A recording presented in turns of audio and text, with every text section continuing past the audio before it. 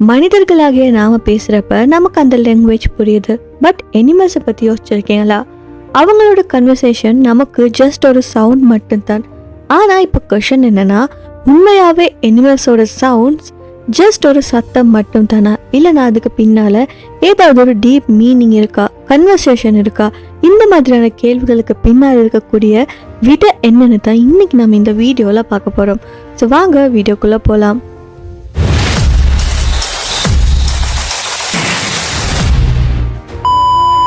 So இந்த லிஸ்ட்டில் முதலாவது வாரது பார்த்தீங்கன்னா எலிஃபண்ட்ஸ்.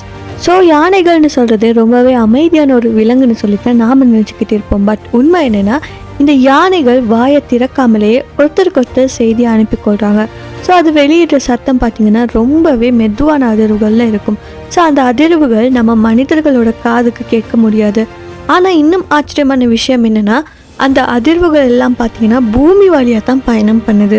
10-15 கிலோமீட்டர் தூரம் வர காட்டியுமே அந்த அதிர்வுகள் போகும். ஸோ அந்த சத்தத்தில் பார்த்தீங்கன்னா யானைகள் என்ன செய்தி சொல்லுவாங்கன்னா, ஏதாவது ஒரு இடத்துல ஆபத்து இருக்குன்னா, இல்லைன்னா தண்ணீர் கிடைச்சி இருக்குதுன்னா, அப்படியும் இல்லைன்னா எல்லாரும் ஒரு இடத்துல கூட்டமாக கூடுன்னா அந்த சந்தர்ப்பங்களில் இந்த சத்தத்தை எழுப்பி அந்த செய்தியை இன்னொரு யானைக்கிட்ட கொண்டு போகும். அதாவது பூமி யானைகளுக்காக தன்னை தானே ஒரு தகவல் பரிமாற்ற பாதையாக மாற்றுது. அடுத்ததாக சொல்ல போகிற உயிரினம் பார்த்தீங்கன்னா ரொம்பவே சின்ன உயிரினம்னு சொல்லலாம். ஆனால் அதுக்குள்ள பெரிய அளவில் அறிவு இருக்குது. அதுதான் தேனீக்கள். ஸோ அவங்களுக்கு பார்த்தீங்கன்னா ஒரு இடத்துல உணவு கிடைச்சிச்சு அப்படின்னா அந்த உணவு எங்கே இருக்குதுன்னு சொல்லக்கூடிய விஷயத்த மற்ற தேனீ கூட்டத்துக்கு சொல்கிறது ரொம்பவே டிஃப்ரெண்ட்டான வேலை இருக்கும். ஸோ அவங்க அந்த உணவு இருக்கிற இடத்த சொல்கிற விதம் பார்த்தீங்கன்னா ரொம்பவே டீட்டெயில்டாக இருக்கும். ஸோ அவங்க என்ன சொல்லுவாங்கன்னா, உணவு எந்த திசையில் இருக்குது, அது மட்டும் இல்லாமல் எவ்வளோ தூரத்தில் இருக்குது, எவ்வளோ நேரம் உழைப்பு தேவைப்படும் அதை அடைய, இது எல்லா விஷயத்தையுமே டீட்டெயிலாக சொல்லுவாங்க. ஸோ இதெல்லாம் வார்த்தையால் சொல்ல முடியாது, ரைட்? ஸோ அதனாலே தேனீக்கள் என்ன செய்யுன்னா ஒரு நடனம் ஆடுவாங்க. ஸோ அந்த நடனத்தின் அசைவுகள் மூலமாக தான் மற்ற தேனீக்கு முழு தகவலும் போகுது. ஸோ இந்த நடனத்தில் ஒரு சின்ன தவறு நடந்தாலும் போதும், முழு தேனீ கூட்டமும் தவறான இடத்துக்கு போயிடும். ஸோ நினைச்சு பாருங்க, ஆயிரக்கணக்கான தேனீகளோட உயிர் ஒரு நடனத்தை மேலே தான் டிபெண்ட் பண்ணியிருக்கு. ஸோ அதுக்கப்புறமா டால்ஃபின்ஸ், ஒருத்தர் பேர் சொல்லி கூப்பிடக்கூடிய ஒரு விலங்கினம்னு சொல்லலாம். ஸோ டால்ஃபின்ஸில் ஒவ்வொரு டால்ஃபினுமே பார்த்தீங்கன்னா ஒரு பேர் இருக்கும். ஸோ ஒவ்வொரு டால்ஃபினுமே ஒரு தனித்துவமான சத்தத்தை வச்சுருக்கும். அந்த சத்தம் தான் அந்த டால்ஃபினோட அடையாளம்னு சொல்லலாம். ஸோ இது எப்படி நடக்குதுன்னு பார்க்கலாம்.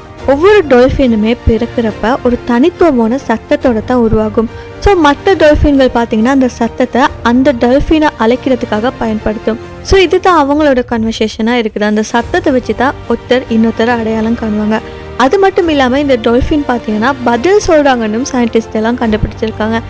கடந்த சம்பவங்களை நினைவில் வச்சுக்கும், உணர்வுகளை உணர்ந்து அதுக்கேற்ற மாதிரி அது செயல்படணும்னு சொல்கிறாங்க. இன்னும் சுவாரஸ்யமான விஷயம் என்னென்னா, இந்த டால்ஃபின் குழு வாழ்க்கையை நடத்துகிறப்ப ஒவ்வொரு உறுப்பினரும் ஒரே நேரத்தில் பேசவும் கேட்டு புரிஞ்சிக்கவும் குழுவாக முடிவுகளை எடுக்கவும் முடியும்னு சொல்கிறாங்க. ஸோ கடல்லே ஒரு சமூகம் மாதிரி ஒன்றா வாழ்ந்துக்கிட்டு இருக்காங்க இந்த டால்ஃபின்னு சொல்லக்கூடிய இனம். அண்ட் லாஸ்ட்டாக பார்த்தீங்கன்னா ஓநாயோட குழுக்கள். ஸோ தலைவன் இல்லாமே ஒரு சிறந்த ஒற்றுமையை பேணக்கூடிய குழுன்னு சொல்லலாம். ஸோ இந்த ஓநாயோட குரல் பார்த்தீங்கன்னா நிறைய ஹாரர் மூவிலெல்லாம் ஒரு பயங்கரமான சவுண்டாக தான் காட்டியிருப்பாங்க. பேய் வாரத்துக்கு முன்னாலெல்லாம் இந்த சவுண்டெல்லாம் ரொம்பவே பயங்கரமான எஃபெக்ட் எல்லாம் போட்டு காட்டுவாங்க. பட் ரியல் லைஃப்பில் இந்த சத்தத்துக்கு பின்னாடி நிறைய மீனிங்ஸ் இருக்குது. ஸோ இது பார்த்தீங்கன்னா இந்த சத்தம் ஒற்றுமை, அது மட்டும் இல்லாமல் ஒருங்கிணைப்புக்கான ஒரு அடையாளமாக இருக்குது. ஓநாய் குழுவாக வேட்டையாடுறப்ப குரல் மூலமாக தான் ஒருத்தருக்கு தகவல்களை சொல்லிக்கொள்கிறாங்க. ஸோ அந்த தகவல்கள் எப்படி இருக்குன்னா, ஒரு ஓநாய் இன்னொரு ஓநாயை விட்டு எவ்வளோ தூரத்தில் இருக்குது, எந்த திசையில் இருக்குது, எப்படியெல்லாம் சேர்ந்து வேட்டையாடலாம், இது எல்லா விஷயத்தையுமே அவங்க இந்த குரல் மூலம் தான் டிஸ்கஸ் பண்ணுறாங்க. ஸோ ஒரு குழுவில் தலைவன் இல்லாமல் போனாலும் கூட சிக்கலான வேலைகளை கூட சரியாக செய்கிற திறன் கொண்டது தான் இந்த ஓநாய்கள்னு சொல்லலாம். சில நேரங்களில் நம்ம ஹியூமன்ஸே ஒரு குரூப்பாக வேலை செய்ய ட்ரை பண்ணாலுமே பர்ஃபெக்டான கோஆர்டினேஷன் கிடைக்காது. ஆனால் இந்த ஓநாய்களை எடுத்திங்கன்னா இயற்கையாகவே அவங்களுக்கு குழு திட்டமிடல் கலை இருக்குது. ஸோ காய்ஸ், இயற்கையில் நம்ம பேசுகிற மாதிரி இந்த விலங்குகளும் பேசிக்கிட்டு தான் இருக்குது. பட் டிஃப்ரெண்ட் என்னென்னா, அவங்க பேசுகிறத நமக்கு புரிஞ்சிக்க முடியாது. இயற்கையில் ஒவ்வொரு நொடியுமே பார்த்திங்கன்னா ஒவ்வொரு விஷயமுமே பேசிக்கிட்டு தான் இருக்குது. ஆனால் நம்ம காதுக்கு தான் அது கேட்குதில்ல. ஸோ இந்த மாதிரி வீடியோஸ் பிடிச்சிருந்த மறக்காம இந்த வீடியோவை லைக் பண்ணி ஷேர் பண்ணி, அது மட்டும் இல்லாமல் நம்ம யூடியூப் சேனலையும் சப்ஸ்கிரைப் பண்ணிக்கோங்க.